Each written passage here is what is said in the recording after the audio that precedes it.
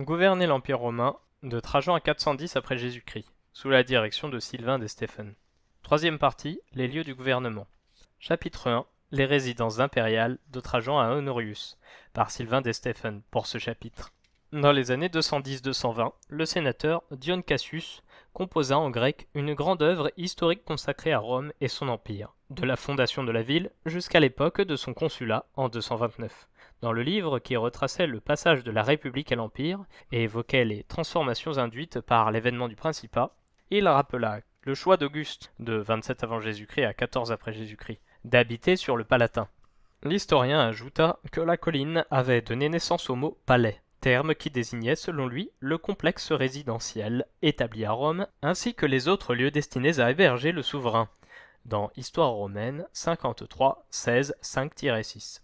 De manière étonnante, Dion Cassius anticipait l'évolution qui conduisit les empereurs du IIIe siècle à multiplier les résidences pour répondre aux menaces intérieures, les usurpations, et extérieures, les invasions, qui pesaient alors sur le monde romain.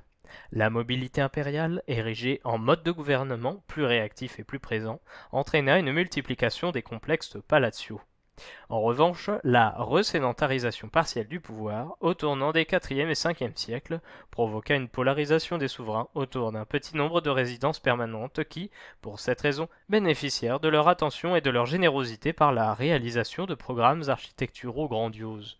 Grand 1. La polarisation palatiale au IIe siècle. Grand A. Rome et le Palatin. Ainsi que le note Pierre Gros, le terme de palais ne correspond pas dans le monde romain à un monument spécifique. Le mot dérive, comme l'a souligné Dion Cassius, de la colline du Palatin à Rome, où Octave, le futur Auguste, a installé sa maison dès les années 30 avant Jésus-Christ. Il avait choisi un lieu situé près des vestiges que la tradition attribuait à la cabane de Romulus, le fondateur mythique de la ville, avant d'édifier à proximité un temple dédié à Apollon, son dieu tutélaire.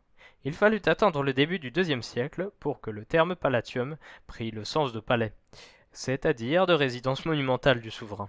Devenu empereur, Trajan, de 98 à 117, hérita d'un complexe palatial qui n'avait cessé de s'étendre durant le règne des empereurs Julio-Claudiens, en particulier Caligula, de 37 à 41, Claude, de 41 à 54, et Néron, de 54 à 68, ainsi que de leur successeur Flavien. Le règne de Domitien, de 81 à 96, avait abouti à une extension considérable de cette résidence dans la partie sud de la colline, avec la constitution d'un ensemble unitaire d'espaces publics et d'appartements privés, de jardins et de fontaines, des espaces de service et de circulation, de cours à portiques et de salles d'audience, parmi lesquelles une salle du trône spectaculaire, surmontée d'un toit élevé et couvrant plus de 600 mètres carrés au sol. Bien que Domitien fût assassiné et sa mémoire condamnée par le Sénat et les auteurs anciens en raison de son autoritarisme et de son faste, son palais devint la résidence de ses successeurs et reçut le nom de Domus Augustana, de résidence impériale, objet des travaux de manuels royaux. Alors que la plupart des membres de la dynastie des Antonins, de 96 à 192, prirent soin de ne pas s'entourer d'un décorum excessif pour éviter les critiques, ils habitèrent sur le Palatin, dans le complexe édifié par Domitien, qui fut par la suite agrandi par Adrien, de 117 à 138, puis de nouveau sous les Sévères, de 193 à 235. La perception de ce palais, comme siège d'un pouvoir jugé autocratique ou accessible, dépendait moins de son aspect monumental que de son usage politique. Le bon prince devait rester proche de ses concitoyens et ouvrir les portes de sa demeure, tandis que le tyran les tenait à distance ou les écrasait de son faste grandiloquent. En revanche, la construction de nouveaux thermes par Titus en 79 à 81, puis Trajan, ensevelit la résidence, la Domus Aurea, construite par Néron à l'est du Palatin. Hormis Trajan, la Domus Augustana fut habitée seulement de manière épisodique par les empereurs antonins, quand certaines obligations institutionnelles, religieuses ou festives, nécessitaient leur présence à Rome. Originaire d'Afrique proconsulaire et soucieux de marquer la capitale de son action, Septime Sévère, 293 à 211, fit agrandir le complexe palatial. Cette nouvelle aile, édifiée sur d'imposantes fondations pour offrir une plateforme à l'extrémité sud du Palatin, a reçu le nom de Domus Severiana des historiens modernes.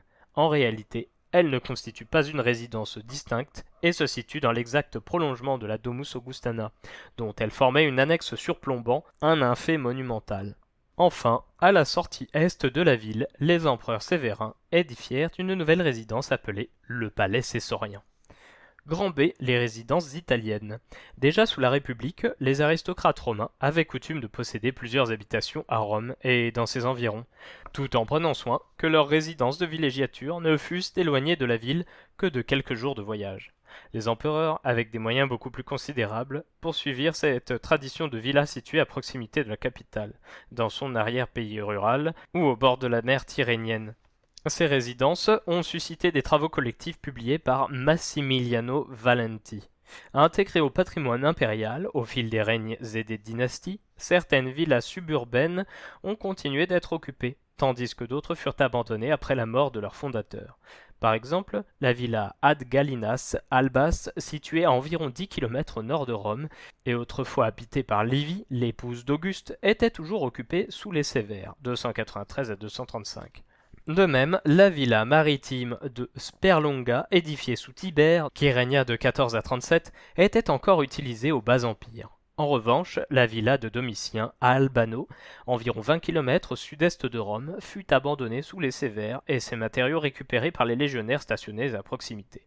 Ainsi que l'a montré François Chausson, la tradition de la villa de repos perdura sous les Antonins, comme l'atteste la résidence d'été de Trajan à Centum Cellae, Civita Vecchia, à 60 km au nord-ouest de la capitale, évoquée par Pline le Jeune dans Lettres Grand 6, 31.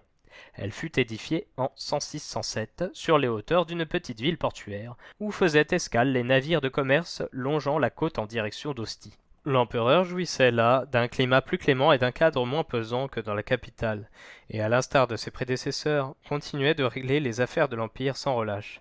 Par conséquent, toute la villa impériale, même estivale, était conçue pour héberger le souverain, sa famille et sa suite domestique, administrative et militaire. Adrien de 117 à 138 pour son règne, le successeur de Trajan, fit édifier à partir de 118 une splendide villa au pied de Tivoli, à environ 20 km au nord-est de Rome. Étendue sur près de 130 hectares, cette résidence, conçue comme un microcosme esthétisant du monde romain, fut, davantage que la Domus Augustana qui l'agrandit, le siège du pouvoir d'Adrien, quand ce dernier ne voyageait pas à travers l'Empire.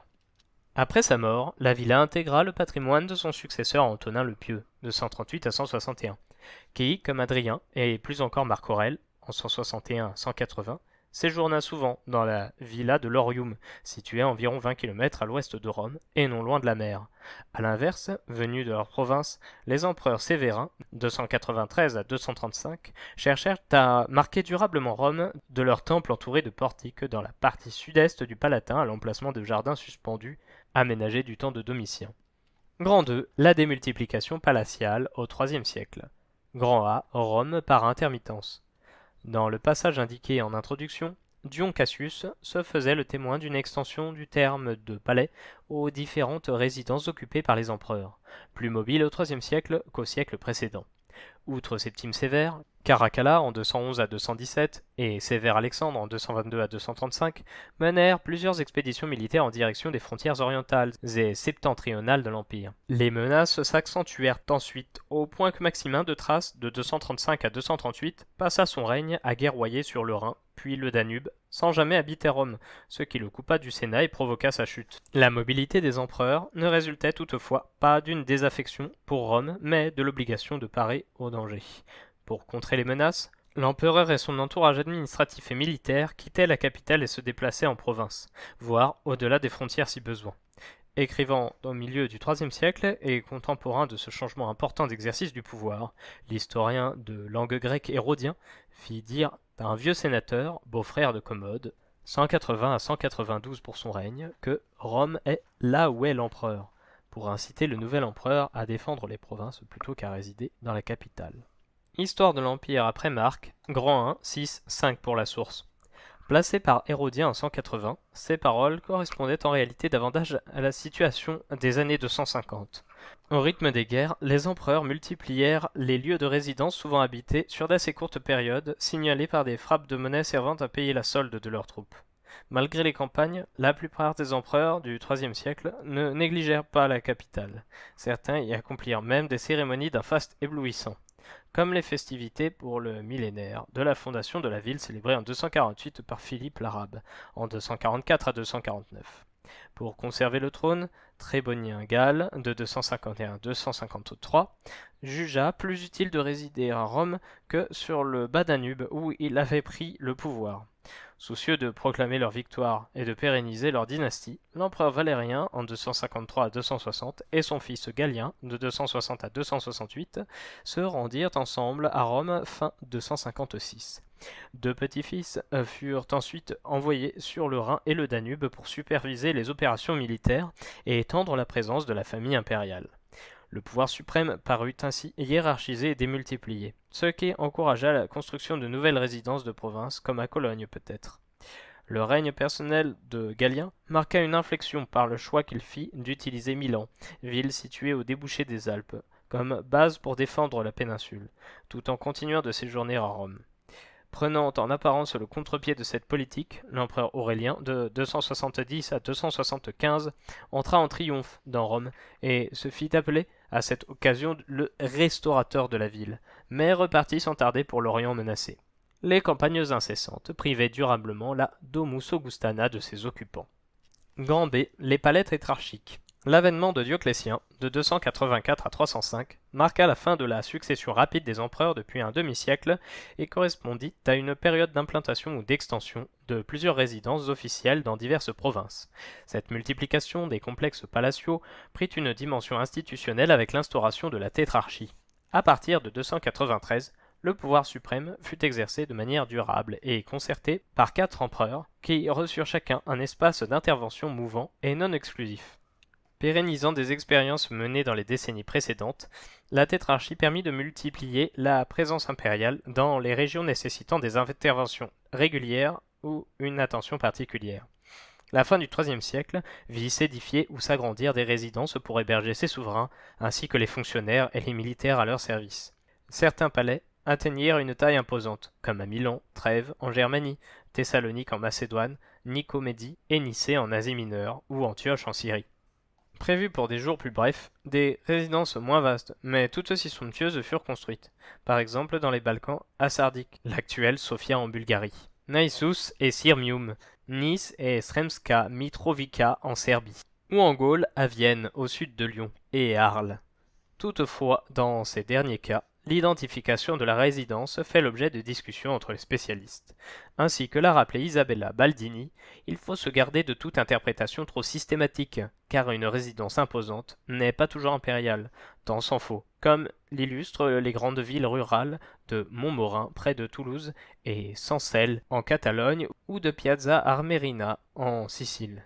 Étudiés en particulier par Noël Duval, les palais tétrarchiques, loin d'être tous identiques, présentaient parfois des caractéristiques communes, même si leurs vestiges offrent souvent une image altérée, confuse et partielle.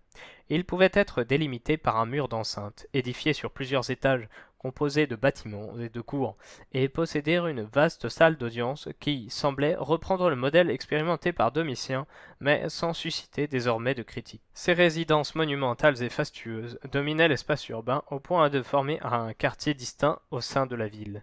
Elles étaient connectées au maillage urbain par des voies et des places ornées de colonnes, d'arcs et de statues qui servaient de décors à des festivités exaltant la puissance et célébrant les victoires des dirigeants, comme à Trèves ou Thessalonique.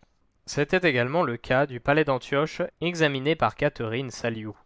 Sur le modèle de Rome, certaines résidences furent construites près d'un hippodrome, édifice de spectacle où les souverains entraient en contact direct avec le peuple.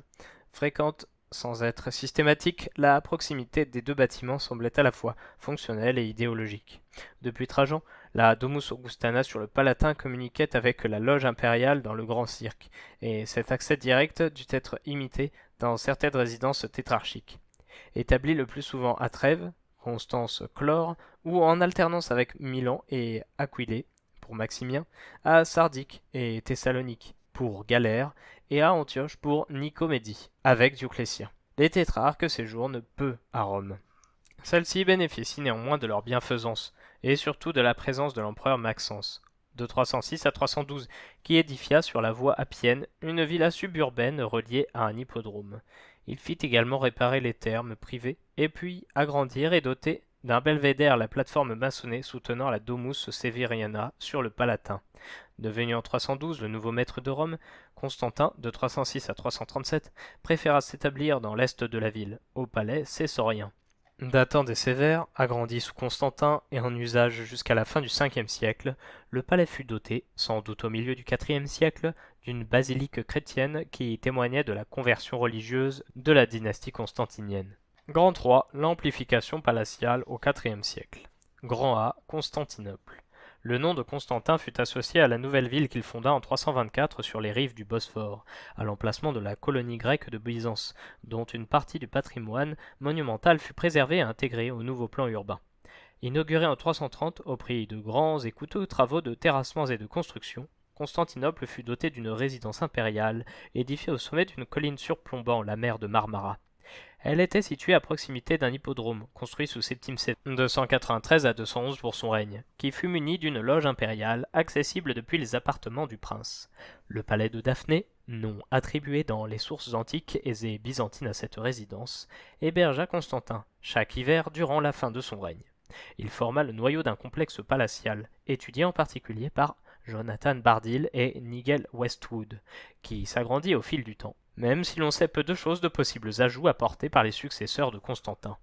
Son fils Constance II, de 337 à 361, son neveu Julien, de 361 à 363, et l'empereur Valens, de 364 à 378, effectuèrent des séjours irréguliers et brefs dans la ville néanmoins élevée au rang de seconde capitale de l'Empire à partir du milieu du IVe siècle.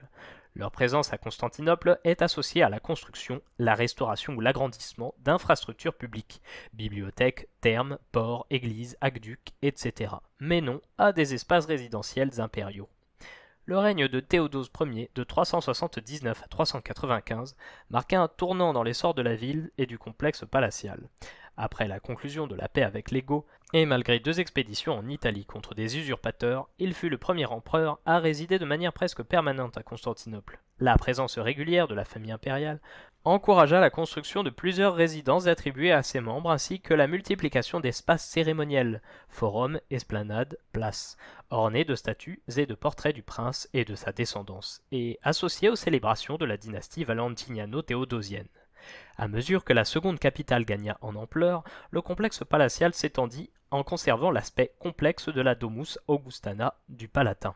Il juxtaposait des espaces privés et publics, des appartements répartis selon le genre de leurs occupants, des salles de réception ou de banquet, des cours et des jardins, sans oublier une caserne pour la garde du palais.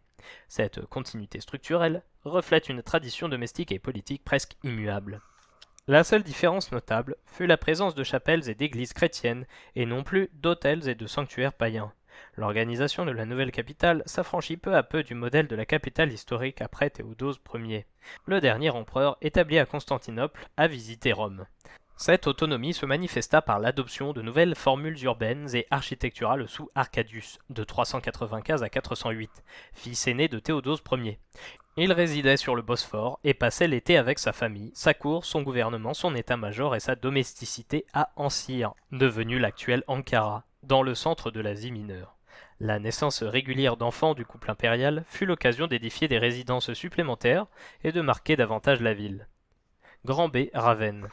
La partie occidentale de l'Empire romain continua d'entretenir des relations étroites avec la moitié orientale bien après la mort de Théodose Ier, car tous les souverains appartenaient à la dynastie valentiniano-théodosienne, de 379 à 455. L'empereur d'Occident Honorius, de 395 à 423, fils cadet de Théodose Ier, séjourna le plus souvent à Milan, dans la résidence probablement édifiée par l'empereur Maximien, de 286 à 305, au temps de la tétrarchie, et quelquefois à Rome, dans le palais cessorien, rénové sous Constantin et utilisé par ses successeurs. Honorius décida fin 402 de déplacer sa cour de Milan à Ravenne. Cette installation, dans un port de l'Adriatique d'importance secondaire, résidence impériale seulement de passage et située dans une région marécageuse à environ 260 km à l'est de Milan, a suscité bien des commentaires de la part des historiens. La plupart d'entre eux, à la suite de Valerio Neri, s'accordent à reconnaître dans ce choix, a priori étonnant, un repli stratégique du pouvoir central romain. Presque un retranchement dans cette cité littorale fortifiée, capable en outre de recevoir facilement l'approvisionnement et les renforts nécessaires au ravitaillement et à la défense d'une ville désormais en plein essor démographique et politique. Le déplacement de la cour occidentale à Ravenne ne provoqua pas sa sédentarisation définitive, puisque l'empereur continua de se rendre quelquefois à Milan, et davantage à Rome pour des cérémonies civiles ou religieuses. Dans les provinces, les résidences impériales délaissées furent alors soit occupées par des autorités régionales d'origine romaine ou barbare, soit abandonnées ou démembrées. On ignore si le palais impérial de Ravenne reprenait le modèle tétrarchique et formait un quartier distinct. Du moins, était-il relié à l'espace urbain par une large voie à portique qui rehaussait sa monumentalité. À la différence du palais de Galère à Thessalonique examiné par Jean-Michel Spiezé, mais à l'instar de la grande villa fortifiée de Split sur la côte croate où Dioclétien se retira après son abdication en 305, une façade du palais de Ravenne bordait la mer. Les noms de plusieurs de ces bâtiments furent empruntés à Constantinople, qui avait remplacé Rome comme modèle du complexe palatial au Ve siècle. Les rares vestiges archéologiques sont néanmoins d'une interprétation si difficile qu'il est encore impossible de reconstituer le plan général de cette résidence. Peut-être, à l'instar des autres complexes palatiaux de l'Antiquité tardive, était-elle composée de pavillons reliés par des cours à péristyle donnant accès à des salles d'audience et de réception à plan basilical ou centré. Couverts d'un décor scintillant de mosaïques dorées et de marbre formant des marqueteries colorées, ces bâtiments devaient mettre en scène les apparitions publiques du souverain, au point de lui conférer une sorte de pouvoir iconique, selon une expression de Maria Cristina Carril. Comme à Constantinople, la principale innovation architecturale des palais valentiniano-théodosiens, par rapport aux résidences tétrarchiques, fut la mise en évidence d'un lien personnel et familial avec le christianisme, sous forme de chapelles palatines, de basiliques impériales et de mausolées dynastiques, attenants dont certains existent toujours à Ravenne. Conclusion. Le cadre architectural associé au pouvoir impérial tirait ses origines et son inspiration des grandes maisons construites pour l'aristocratie romaine à la fin de la République et, au-delà, des palais hellénistiques de la partie orientale du monde méditerranéen. Comme l'illustrait la Domus Augustana, sur le Palatin, prototype et modèle jusqu'au IIIe siècle des résidences princières, ces dernières se distinguaient des demeures aristocratiques par leurs dimensions plus grandes et leur décor encore plus luxueux. Même si l'on change souvent d'échelle, on retrouve dans ces habitations une structure qui associe, parfois de manière labyrinthique mais hiérarchisée, des espaces privés et publics, des lieux de vie et de représentation, des édifices couverts et des cours à ciel ouvert, des sections dédiées au divertissement collectif et d'autres au délassement personnel. À partir de la période tétrarchique, les complexes palatiaux, malgré des différences notables, gagnèrent souvent en taille, au point de former une ville dans la ville, sans toutefois constituer l'équivalent romain de la cité interdite. Cadre somptueux, doté de salles d'audience spectaculaires, hébergeant le souverain, ses proches, son administration et sa garde, la résidence impériale restait ouverte aux ambassadeurs, aux sollicitations et aux visiteurs. Les palais de l'Antiquité tardive, tout à la fois monumentalisaient, sacralisaient et ritualisaient un pouvoir plus sédentaire, plus cérémoniel et plus ostentatoire pour exalter l'autorité impériale, et imposaient le respect. Fin du chapitre 1 par Sylvain de Stephen. Chapitre 2. La cour impériale de Trajan à 410 par Audrey Baker. La cour impériale était d'abord une réalité sociale qui compta probablement dès le Haut Empire plusieurs milliers de personnes. Même si la plupart n'y avaient qu'un rôle subalterne dans les services domestiques ou administratifs, tous participaient de cette réalité en faisant de la cour le centre du gouvernement impérial. À cet égard, les réformes administratives menées par Dioclétien de 284 à 305 et Constantin de 306 à 337 eurent des conséquences sur l'organisation de la cour, même s'il est souvent difficile de les dater précisément. La cour était également un corps social dominé par ceux, peu nombreux, qui avaient la capacité d'interagir avec l'empereur. Elle était enfin le cadre spatial dans lequel ces interactions avaient la capacité d'interagir avec l'empereur. Elle était enfin le cadre spatial dans lequel ces interactions avaient lieu au quotidien ou à l'occasion de cérémonies politiques qui structuraient la vie publique de l'empereur. C'est autour de cette double perspective, la composition de la cour et les cérémonies qui formalisaient les interactions sociales dont elle était le cadre, que s'organise cette étude, où il s'agira par ailleurs de mettre en évidence le processus d'affirmation de la cour impériale comme lieu de gouvernement de l'Empire et d'exercice du pouvoir politique de Trajan. 98 à 117 pour son règne, jusqu'à 410. Grand 1, les membres de la cour. Grand A, des amis du prince aux membres du consistoire. À partir de la dynastie antonine, sénateurs et chevaliers évincèrent les affranchis impériaux auprès du prince, parmi ceux que les sources appellent les amis du prince. Ce groupe recouvrait différents degrés de proximité avec l'empereur. Dans son acceptation la plus large, cette expression correspond à l'ensemble des sénateurs et des chevaliers. Dans les faits, ceux-ci ne partageaient pas tous la même proximité avec l'empereur. Seuls certains, dont le choix était laissé à la discrétion de l'empereur, comptaient parmi ses proches et étaient autorisés à le rencontrer dans ses appartements privés. L'empereur décidait également qui l'accompagnait lors de ses déplacements en tant que comes, c'est-à-dire membre de sa suite, la comitatus. De la même façon, lorsqu'il réunissait dans son palais son conseil, le Concilium Principis, il y invitait qui il voulait. La composition de ce conseil, qui resta une structure informelle tout au long du Haut Empire, changeait donc régulièrement.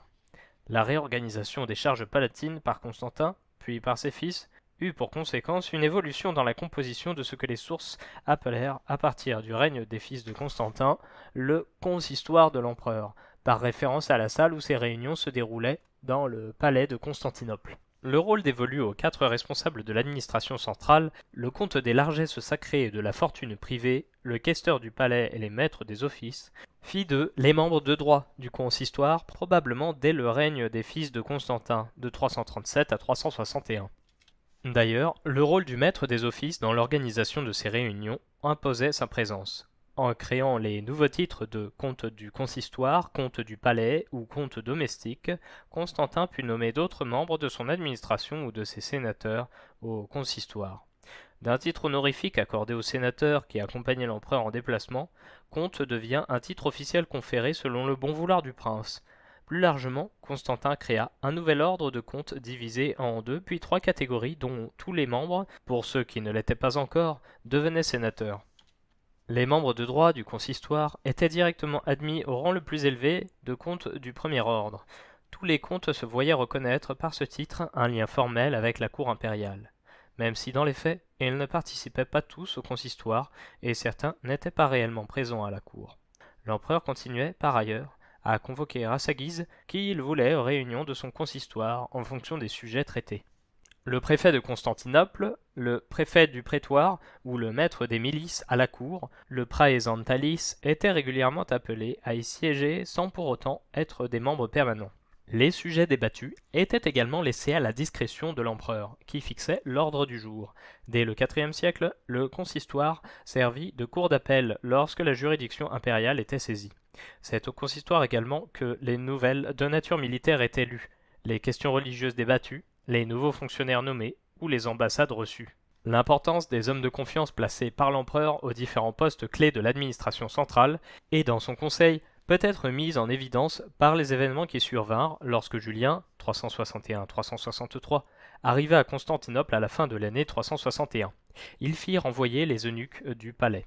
Si cela est présenté dans les sources comme la volonté du prince de restaurer un mode de vie plus conforme à la dignité impériale, c'était aussi un moyen de se débarrasser d'eunuques qui devaient leur carrière au tout-puissant Eusèbe, préposé à la chambre sacrée de Constance II depuis 342. Julien fit aussi juger par un tribunal les principaux membres du consistoire, parmi lesquels Eusèbe, le maître des offices, le comte de la fortune privée et le comte des largesses sacrées, tous condamnés à l'exil ou à la mort. Grand B, les femmes de la famille impériale. Dès le début du principat, la famille impériale forma le noyau autour duquel la cour s'organisa. Dans la description qu'il livre à la cour d'Auguste, de 27 avant Jésus-Christ à 14 après Jésus-Christ, probablement une allusion à celle d'Antonin le Pieux, Marc Aurèle, de 161 à 180, mentionne en premier lieu la parenté féminine de l'empereur, puis ses ascendants et ses descendants. Pensée, grand 8, 31, 1 pour la source. D'ailleurs, dès le Haut Empire, les femmes, mères, épouses, voire concubines de l'empereur, pouvaient influencer les décisions impériales, même si elles n'avaient pas officiellement accès au pouvoir. Certaines furent élevées au rang d'Augusta, sans qu'on soit capable d'établir ce qui leur vaut ce titre. Celui-ci leur permettait d'apparaître en public et d'être représentées sur les monnaies revêtues des insignes du pouvoir impérial, en particulier la chlamyde pourpre. Pour autant, cela ne leur donnait pas accès au conseil de l'empereur ni ne les autorisa par la suite à s'asseoir au consistoire. Néanmoins, ces femmes imposèrent leur autorité à la cour par d'autres voies, jouant sur l'intimité qu'elles avaient avec l'empereur. La preuve la plus certaine de cette influence en est les critiques parfois virulentes des auteurs anciens. Philostorge, dans Histoire ecclésiastique, grand 11, 6, dénonce l'influence de l'impératrice Aelia Eudoxia, qui aurait réussi à convaincre son époux l'empereur Arcadius, de 395 à 408 pour son règne, de se débarrasser du tout-puissant eunuque Eutrope en 399. Julien, dans un discours dédié à Eusébie, la femme de Constance II, de 337 à 361, décrit ce que devait être selon lui le rôle d'une épouse aux côtés de l'empereur. Ses conseils devaient exprimer ses qualités, parmi lesquelles la douceur, l'humanité ou la tendresse. Julien, dans Discours Grand 2, 8. Toute femme qui s'écartait de ce modèle était vilipendée par les sources reprenant à l'envi des stéréotypes construits dès l'époque julio-claudienne. L'ambition, l'égoïsme, la violence gratuite, la sexualité débridée, la propension à comploter.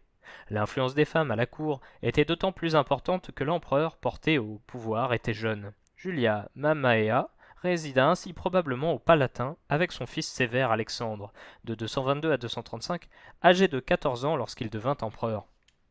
C'est elle et la grand-mère de l'empereur, Julia Maesa, qui choisirent les conseillers de l'enfant. De façon encore plus évidente, à la mort de Valentinien Ier en 375, sa seconde épouse Justine prit en main la destinée de leur fils Valentinien II, de 375 à 392 pour son règne, en parvenant à le faire élever à l'Empire alors qu'il n'était âgé que de 4 ans. Grand C, les services domestiques du palais. À l'instar des grandes demeures aristocratiques républicaines, la cour impériale comptait depuis ses origines un important personnel domestique réparti en deux groupes. Le premier comprenait les cubiculaires, ou chambellans, c'est-à-dire tous ceux qui étaient attachés à la chambre à coucher, la cubiculum de l'empereur. Ils étaient placés sous la direction d'un responsable qui portait le nom d'acubiculo sous le Haut Empire, puis de préposés de la chambre sacrée depuis Constantin. Si la cubiculo était un affranchi impérial, dans les cours tardo-antiques, le préposé à la chambre sacrée était obligatoirement un eunuque, et n'avait sous ses ordres que d'autres eunuques ou des femmes, les seuls individus autorisés à entrer dans l'intimité de l'empereur. En effet, les cubiculaires assistaient le souverain à la fois dans sa chambre, où il avait en charge ses ablutions, sa garde-robe et son habillement, et dans ses appartements privés, où il s'occupait du service de la table. C'étaient eux qui, chaque nuit, fermaient les portes de l'appartement privé de l'empereur.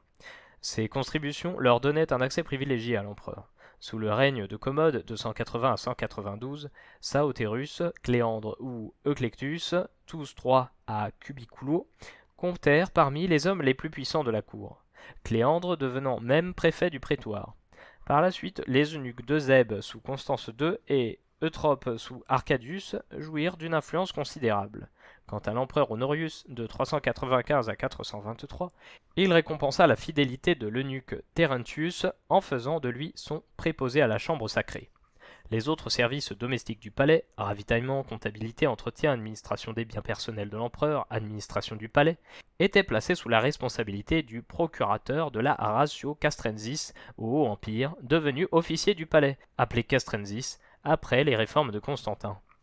Ces services ne comptaient pas d'eunuques, mais le Castrensis lui-même, au moins pour l'Orient, le fut à partir de 390.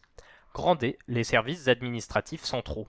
Si, sous les Julio-Claudiens, de 27 avant Jésus-Christ à 68 après Jésus-Christ, les services administratifs de la cour étaient pour l'essentiel aux mains d'affranchis impériaux. La situation changea à partir des Flaviens, de 69 à 96, puis sous les Antonins de 96 à 192, où des chevaliers occupèrent alors ces fonctions. Les affranchis impériaux continuèrent de faire partie du personnel administratif, mais à des fonctions subalternes, pour la plupart, sous les ordres de chevaliers. À la suite de la militarisation fictive des services administratifs du palais, durant le IIIe siècle, les personnels employés dans ces services, qui n'étaient pas d'origine servile, continuèrent à porter au IVe siècle une tenue militaire comprenant une chlamyde et un baudrier, formant ainsi les officia palatina, les bureaux palatins. Les réformes et les restructurations des différents bureaux entamés par Constantin amenèrent les sénateurs au cours du IVe siècle à devenir les principaux responsables des structures administratives centrales qui se trouvaient au cœur du gouvernement impérial. Les membres de ces services, en tant que fonctionnaires impériaux, recevaient un salaire en nature. Parmi les avantages dont ils pouvaient se prévaloir, ils bénéficiaient de libéralité de l'empereur sous forme de dons. Ils étaient par ailleurs dispensés, durant et après leur service, du paiement de différentes charges, comme les charges dites sordides à partir de 321, dans le Code théodosien, Grand 6, 35-4, pour la source. Les réformes entreprises par Constantin et poursuivies par Constance II donnèrent lieu à une hiérarchisation de ces milices palatines, où il était possible de faire carrière avec de véritables possibilités d'accession sociale, avec de véritables possibilités d'ascension sociale, qui étaient secrétaires, eurent tous rang de sénateurs respectables à leur sortie de charge dès avant la fin du IVe siècle. 4 dignitaires dirigeaient l'administration centrale. Chevaliers au moment de la création de ces fonctions, à l'exception du questeur du palais d'emblée sénateur, ils devinrent tous sénateurs, peut-être dès le règne de Constantin, du moins sous celui de ses fils, puis comptèrent parmi les sénateurs de rang illustre, le rang le plus élevé, avant la fin du IVe siècle. Les comtes des largesses sacrées et de la fortune privée remplacèrent dans les années 320 respectivement le a rationibus et le maître de la fortune privée, deux chevaliers qui avaient en charge les finances impériales. Le comte des largesses sacrées devint responsable du trésor impérial, ce qui incluait la gestion des mines et de certains ateliers publics susceptibles d'alimenter les largitionnes du prince, c'est-à-dire les dons en espèces au profit des officiers, des fonctionnaires, de citoyens ou de barbares lors de la conclusion de traités. Quant au compte de la fortune privée, il gérait les revenus des biens du prince, qu'il s'agisse de la res privata au sens étroit, biens de la famille régnante, ou du patrimoine, c'est-à-dire les biens transmis par les souverains antérieurs. Le questeur du palais sacré, héritier du questeur impérial du Haut-Empire, mettait en forme pour l'empereur les constitutions dont il assurait également la diffusion ainsi que la conservation dans les archives. Les profils de ces questeurs étaient divers. Certains avaient une formation littéraire, d'autres étaient juristes, ou avaient mené une carrière dans l'administration impériale. Ils dirigeaient les bureaux palatins, ou officiaient les notaires, qui l'assistaient dans la rédaction des lois, des rescrits ou de la correspondance personnelle de l'empereur. La création de la fonction de maître des offices, d'abord appelé tribun, et maître des offices, fut la seule réelle innovation de Constantin lors de ses réformes de l'administration aulique. À la tête de tous les services civils et militaires du palais, il était le chef de la chancellerie. L'étendue de ses attributions en faisait sans conteste la personne la plus puissante de la cour. Il vérifiait les directives émises par les bureaux du questeur du palais, régissait les bureaux centraux, et déléguant dans les provinces enquêteurs et chargés de mission, il était le relais entre les services centraux de l'Empire et l'administration provinciale. Il jouait également un rôle de contrôle dans les affaires internes de la cour où il exerçait une compétence juridictionnelle sur les fonctionnaires qui dépendaient de lui, mais aussi plus largement dans tous les cas de mauvais usage des services palatins. Surtout, c'est lui qui organisait toutes les séances du consistoire, y compris lors de la réception d'ambassades étrangères ou de légations venant des provinces et des cités. Grand 2. Protocole et cérémonial de la cour. Grand A. Vers la sacralisation de l'empereur. La pratique républicaine de la salutatio fut reprise dès le règne d'Auguste qui instaura également des jours de réception publique auxquels tous les citoyens pouvaient prendre part. Toutefois, cette pratique quotidienne était habituellement le fait des familles sénatoriales et équestres qui, en se présentant à la salutatio, reconnaissaient la supériorité de l'empereur. Pendant le Haut-Empire, cette accessibilité fut portée au crédit des empereurs comme une preuve de leur civilitas, de leur accessibilité. Dans son panégyrique de Trajan, Pline loue celui-ci pour son respect de ce rituel et sa capacité à y faire régner la bonne humeur. Panégyrique latin, grand 1, 23, 1 et 24, 2 pour les sources. Quant à l'historien et sénateur Dion Cassius, il décrit Marc Aurèle recevant ses visiteurs les plus proches dans son cubiculum où le plus grand des honneurs était d'y être admis en premier pour y recevoir de l'empereur l'accolade et le baiser sur la bouche, deux gestes qui mettaient en scène une égalité entre pairs. Dion Cassius, dans Histoire romaine, 72, 35, 4 pour la source. Après cette première réception, l'empereur se déplaçait de pièce en pièce pour saluer les autres visiteurs, répartis en fonction de leur degré de proximité, en petits groupes dans différents endroits du palais. La hiérarchie sociale se matérialisait ainsi spatialement. La salutatio connut ses premières évolutions sous la tétrarchie. Tout d'abord, les empereurs ne se déplacèrent plus, mais reçurent les courtisans dans de grandes salles d'audience, installés sur un trône serti de pierres précieuses. Par ailleurs, la possibilité de participer à ce rituel se limita à ceux qui possédaient une dignité suffisante.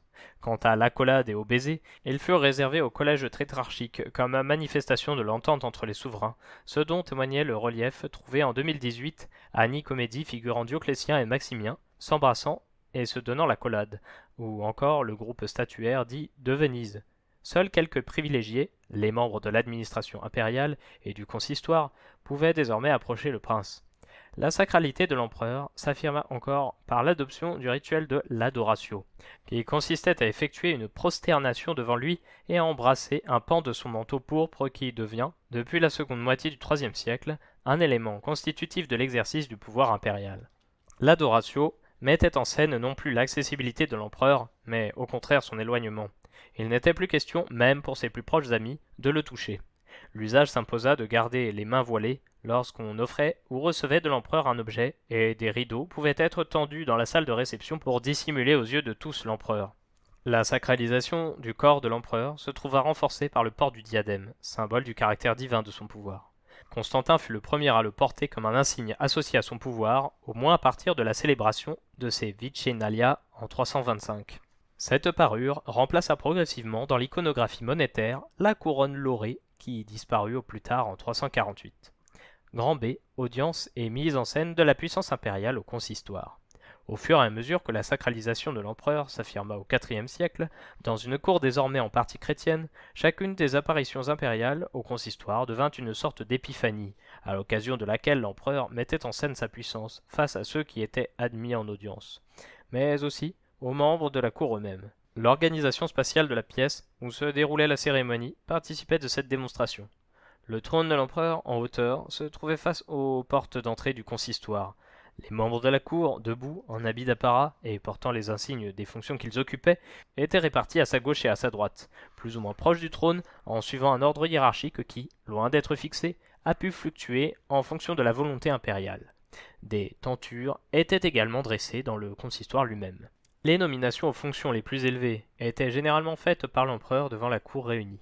Durant cette cérémonie, après que le récipiendaire s'était prosterné devant l'empereur et avait baisé sa chlamyde de pourpre, l'empereur lui remettait l'acte officiel de nomination appelé des codicilles. Le fait même de les recevoir des mains de l'empereur était une marque de distinction dont les membres de la cour étaient alors pris à témoin. Les réceptions diplomatiques étaient un autre moment important pour la mise en scène du pouvoir impérial. Les ambassadeurs devaient se soumettre au protocole de l'adoratio lorsqu'ils étaient reçus par l'empereur.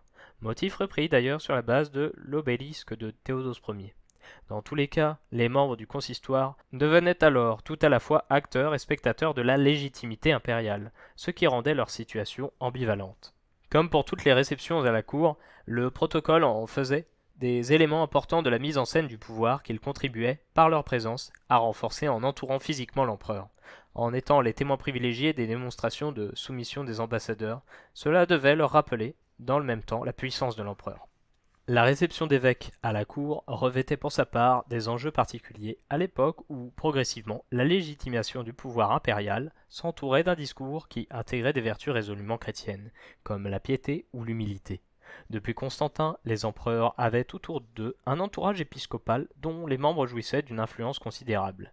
Athanase d'Alexandrie rapporte ainsi, dans l'Apologie qu'il adresse à Constance II, comment il fut reçu au consistoire en 342 par Constant en compagnie d'évêques familiers des lieux. Apologie à Constance 3, 36-49 pour la source. Durant tout le IVe siècle, les empereurs continuèrent à se lever pour aller à la rencontre des évêques entrant dans le consistoire et devant lesquels ils s'inclinaient pour recevoir leur bénédiction. L'usage semble s'être progressivement modifié à partir de la fin du IVe siècle, où les évêques qui étaient reçus en audience se soumirent au rituel de l'adoratio. Ce n'étaient désormais plus les hommes de Dieu qui acceptaient de reconnaître la légitimité de l'empereur en lui permettant de les embrasser, mais l'empereur qui exigeait, en tant que souverain chrétien, que les hommes de Dieu reconnaissent sa légitimité en s'inclinant devant lui. Grand C des résistances face aux évolutions protocolaires. La sacralisation progressive de l'empereur tout au long du IVe siècle et les innovations par lesquelles elles se traduisent dans le protocole impérial provoquèrent des résistances, en particulier autour de la figure du prince reclus, princeps clausus, pour reprendre l'expression employée dans l'histoire Auguste, Sévère Alexandre 66-3 et Aurélien 43-4 pour les sources. C'est ce que dénonça aussi Synesius de Cyrène dans un discours virulent qu'il prétend avoir prononcé devant la cour impériale alors qu'il était reçu en audience entre 397 et 399. Il y décrit l'empereur recouvert de pourpre et de pierres précieuses et le compare à un mollusque marin et les membres de sa cour à des lézards, dans une critique acerbe des nouveautés introduites dans le cérémonial à cette époque. Surtout, Synesius, lui, reproche le secret des cérémonies, c'est-à-dire le fait qu'elles ne soient plus réservées qu'à certains membres de la cour. Quant à l'auteur de l'Histoire Auguste, un païen qui vécut au début du 5e siècle à Rome, la vie fantaisiste qu'il consacre au fils de Maximin de Thrace, de 235 à 238, auquel il reproche de se livrer à ce cérémonial, montre qu'à son époque encore, la question de l'adoratio restait sensible et que les gestes impliqués par ce rituel étaient loin d'être acceptés par les milieux sénatoriaux romains. Conclusion. De l'époque de Trajan au début du 5e siècle, la cour s'institutionnalisa et occupa une place essentielle dans le gouvernement impérial et dans la construction politique d'un pouvoir qui assuma sa nature monarchique. Toutefois, malgré l'institutionnalisation progressive de la cour, la proximité avec l'empereur restait le principe fondamental sur lequel la cour se structurait. Si parfois l'amitié du prince renforçait la hiérarchie sociale et les structures institutionnelles, il arrivait également à l'inverse qu'elle les mette à mal. Cela pouvait provoquer des tensions entre les différents groupes qui se disputaient les faveurs impériales. Quant au cérémonial de cour, il s'organisait dans un double but: matérialiser la distance sociale entre le souverain et les acteurs présents et mettre en scène l'idéologie du pouvoir qui, depuis le Haut Empire, affirma progressivement la sacralité d'un empereur désormais chrétien depuis le IVe siècle. Chapitre 3. Les empereurs et leur capitale, par Charles Davoine. Au sens strict, l'Empire romain n'a pas de capitale, contrairement à un État moderne où le souverain choisit l'une des villes de son territoire pour accueillir sa résidence et ses institutions. L'Imperium Romanum est l'espace de domination d'une seule et unique cité, Rome. À ce titre, l'empereur veille à ce que les richesses y affluent et fait de l'urbs, la ville, l'écrin de son pouvoir. L'espace urbain reflète ainsi la spécificité du pouvoir d'un souverain qui est en même temps citoyen. À partir du IIIe siècle néanmoins, avec l'intégration croissante des provinces et des empereurs de plus en plus mobilisés par la défense des frontières, de nouveaux centres politiques se constituent. Certaines cités sont alors profondément transformées pour devenir des lieux d'exercice et de représentation du pouvoir et de véritables capitales de l'Empire. Grand 1, Rome, de centre du pouvoir à capitale symbolique. Grand A, du pain et des jeux.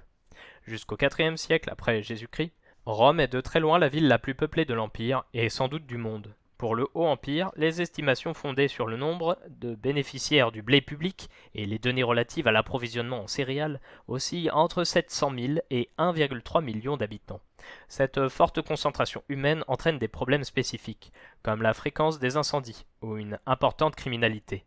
De plus, le règne d'Auguste, de 27 avant Jésus-Christ à 14 après Jésus-Christ, le préfet de la ville, choisi parmi les sénateurs de haut rang, est chargé de la sécurité de jour, tandis que le préfet, des vigiles, dispose d'un personnel qui lutte contre les incendies et assure la sécurité la nuit. Toutefois, la mission principale du pouvoir est de nourrir cette immense population. Un incroyable défi logistique. Le préfet de l'Annone veille à l'approvisionnement en céréales, dont la plupart arrivent par mer d'Afrique proconsulaire et d'Égypte. Pour accueillir les nombreux navires, le port construit par l'empereur Claude en 41-54, près d'Ostie, à l'embouchure du Tibre, s'est avéré insuffisant.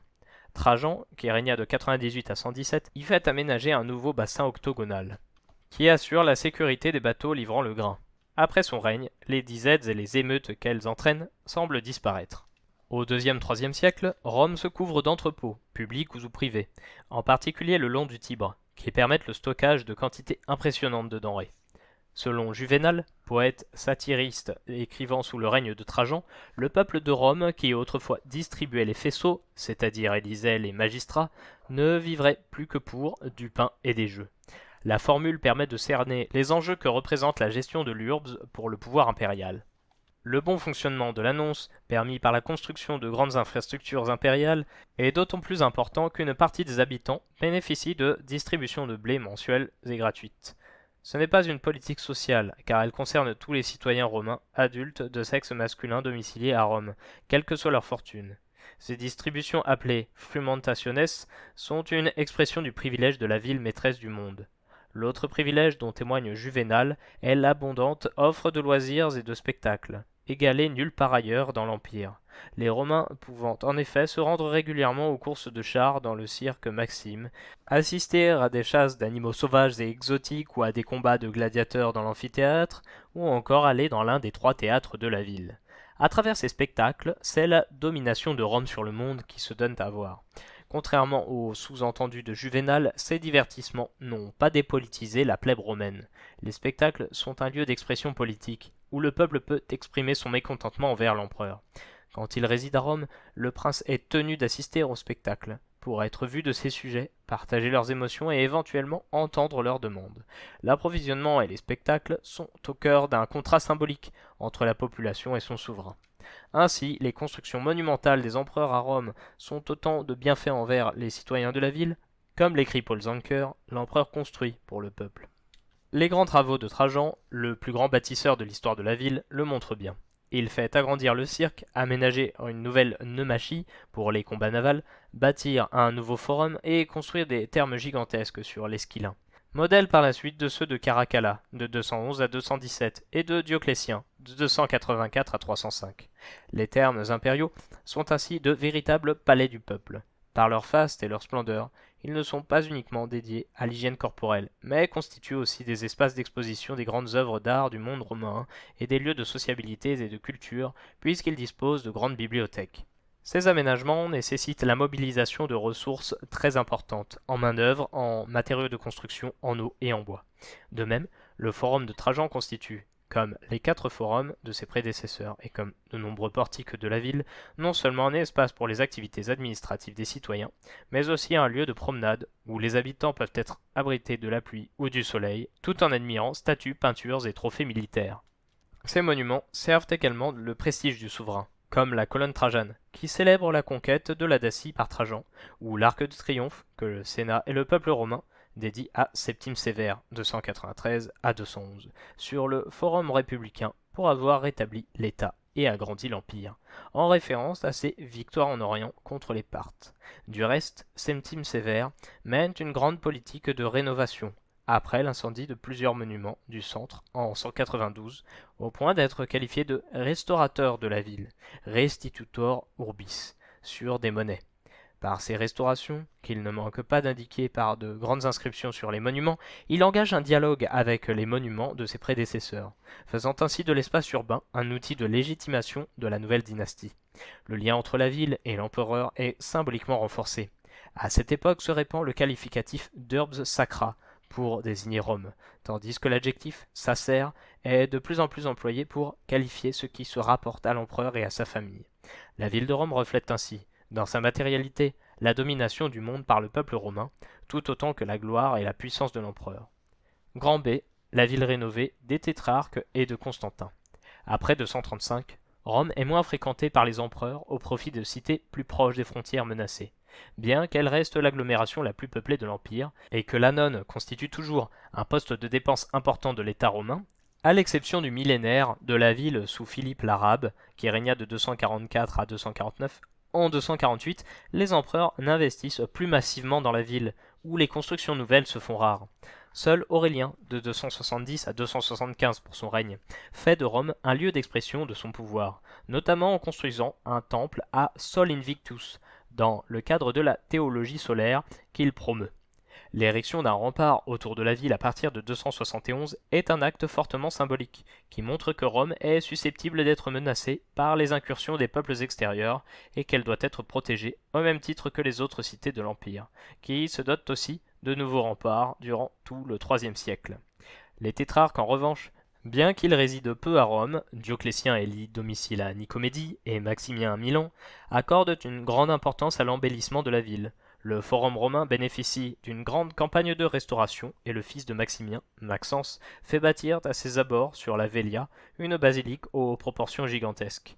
C'est à Rome que ce dernier se fait proclamer Auguste par les cohortes prétoriennes, en 306. Il est le dernier empereur à fonder sa légitimité sur un lien particulier avec la ville et son peuple. Après les défaites de 312 de Maxence au pont Milvius devant Rome, Constantin achève les grands travaux que son rival avait commencés, comme la basilique, dédiée sous le nom de basilique de Constantin.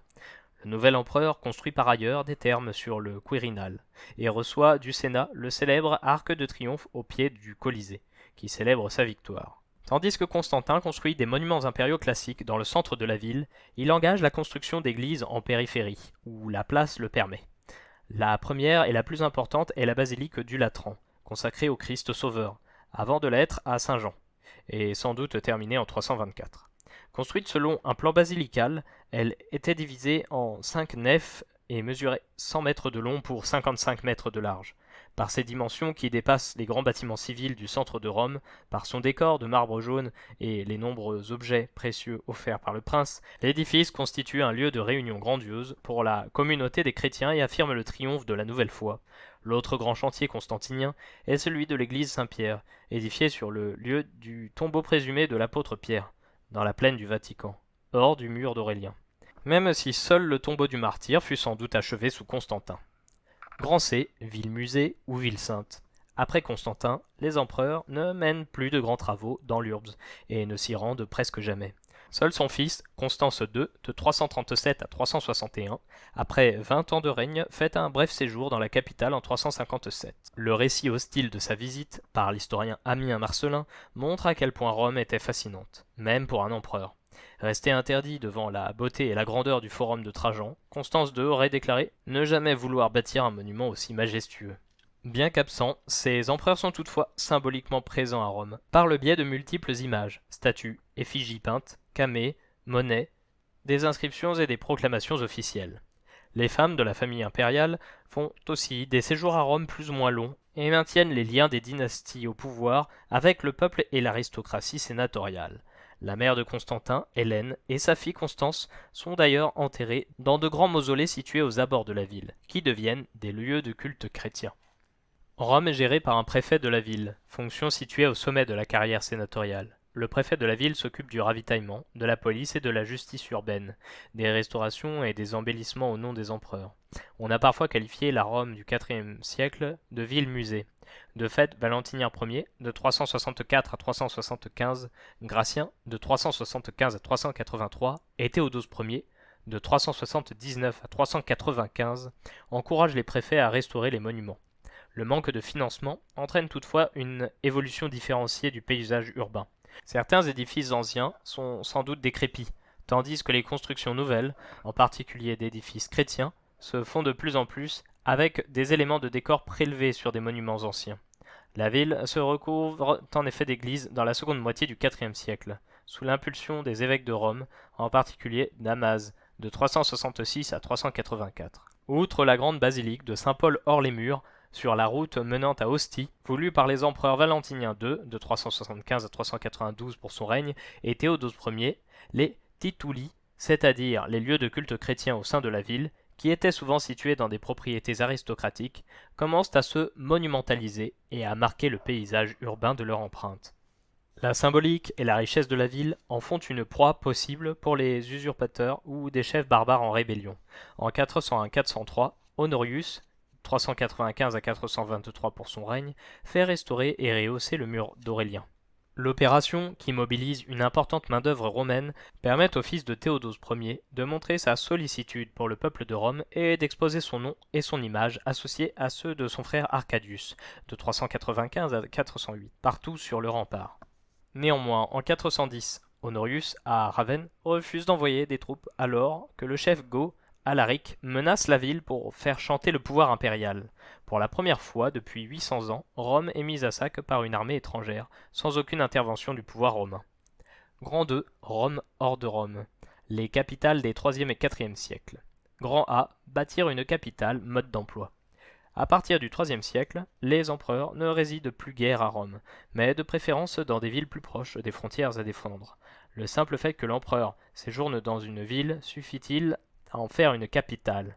De nombreuses cités de l'Empire romain ont à un moment accueilli l'empereur, pour une durée plus ou moins longue. Beaucoup ont d'ailleurs bénéficié de générosité du souverain, que ce soit des privilèges pour la population ou des monuments pour orner la cité.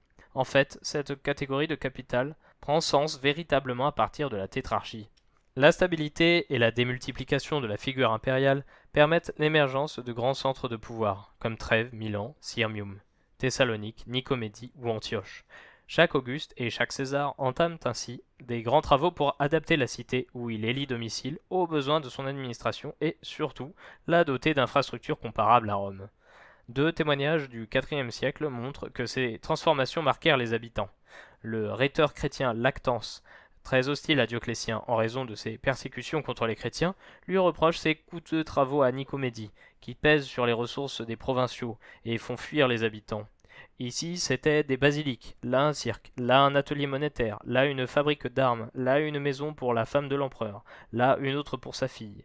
C'est ainsi que, sans cesse, il perdait la raison en voulant faire de Nicomédie l'égal de la ville de Rome.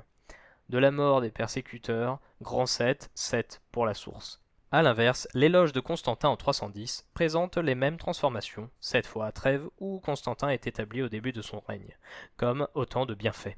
Ouvrez les guillemets. J'y vois un grand cirque qui me paraît rivaliser avec celui de Rome. J'y vois des basiliques, un forum, œuvre vraiment royale, et un palais de justice se dresser à une hauteur si prodigieuse qu'ils se portent au voisinage des astres et du ciel dont ils sont dignes. Ce sont là toutes faveurs dues à ta présence. Dans les panégyriques latins, grand 7, 22,5 pour la source. La présence durable d'un empereur dans une ville implique donc de grands travaux, à la fois pour établir les sièges du pouvoir et de la cour, mais aussi pour la doter d'équipements marqueurs d'une très grande cité. Si Lactance insiste sur les bâtiments auliques dans une visée polémique, le panégyriste de 310 vante quant à lui les équipements civiques, comme la basilique ou le forum. Tous deux mentionnent le cirque. De fait, sur le modèle du Palatin, et du cirque Maxime à Rome, les résidences impériales s'accompagnent souvent d'un lieu consacré aux courses de chars, où l'empereur peut se montrer à son peuple réuni pour l'acclamer ou le conspuer. À ce fréquent binôme palais et cirque s'ajoute souvent la construction de thermes impériaux, comme l'immense complexe thermal mis à jour à Trêves, ainsi que de gigantesques entrepôts pour stocker les denrées destinées à la population urbaine. Le modèle de Rome est toujours explicite, et les empereurs pensent ces villes comme de véritables mégapoles, même si l'on ignore leur population réelle. Les conséquences de ces chantiers sur le paysage urbain peuvent être vues négativement, comme le montre Lactance. De fait, dans ces nouvelles résidences impériales, le palais et ses annexes semblent occuper beaucoup de place dans la ville. Ces aménagements ont néanmoins des conséquences positives pour la population locale, en améliorant les équipements et en attirant des habitants fortunés et des activités nombreuses. Ainsi, à Milan, où s'installent les empereurs en charge de l'Occident au IVe siècle, la vitalité édilitaire dépasse largement le palais, puisqu'on a pu identifier les vestiges d'un nouveau forum et de rues à colonnades. La ville devient ainsi l'un des plus gros centres urbains d'Italie, et le reste durablement.